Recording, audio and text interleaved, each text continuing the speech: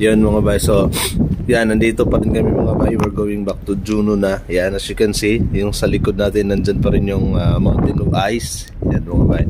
So makita nyo dyan sa dagat, wala na yung yellow dyan sa dagat mga bay, kasi nilampasan na namin. So mga bay, it's a really big blessings mga bay na nakapagtrabaho tayo sa cruise ship. Kasi pag sa cruise ship ka kasi mga bay, you can go anywhere and everywhere. So hindi mo lubos akalain mga bay na makakapunta ka. So see, akala mo sa panaginip lang, akala mo sa movie lang, or else akala mo sa imagination lang. Sino ba mag-aakala niyan mga bay? Ayan, diba? As you can see mga bay, nandito kami ngayon sa Alaska. So it's a really big blessing. So first time ko rin dito. So sa tagal kong nagbabarko, so first time kong makapag-Alaska, this is one of my dream.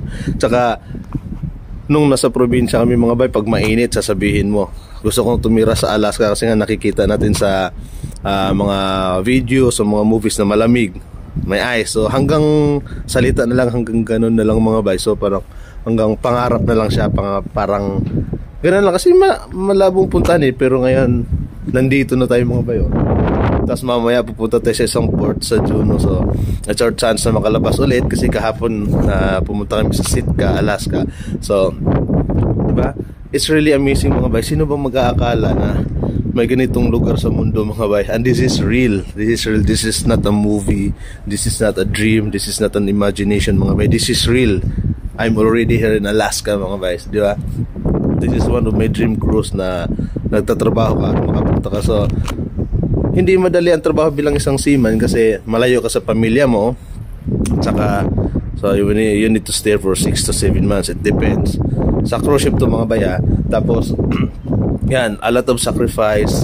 Kailangan mo mag-sacrifice. Kailangan marami kang bitawan ng mga opportunity back home. Kailangan marami kang isugal na tawag nito, mga moment para sa family mo. Pero worth it din naman siya mga bagay. Siyempre you earn nice salary, nice money, saka nakakapunta ka everywhere and anywhere mga bagay.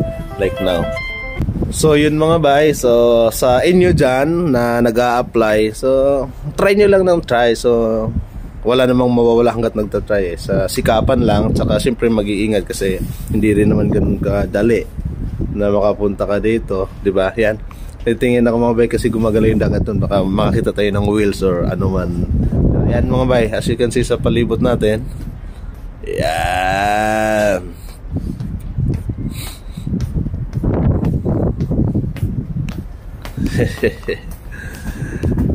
So sa inyo dyan na nasa ibang barko at saka sa bibiyahe sa mainit, so try nyo, sana matry nyo rin na makapunta dito ng Alaska.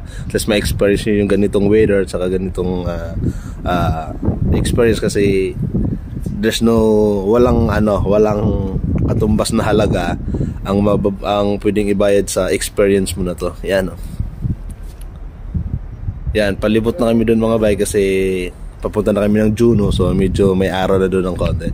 So paano mga bay, hanggang dito na yung video natin, kasi sumaglit lang tayo. So hopefully you like it and you like it the view. Yan.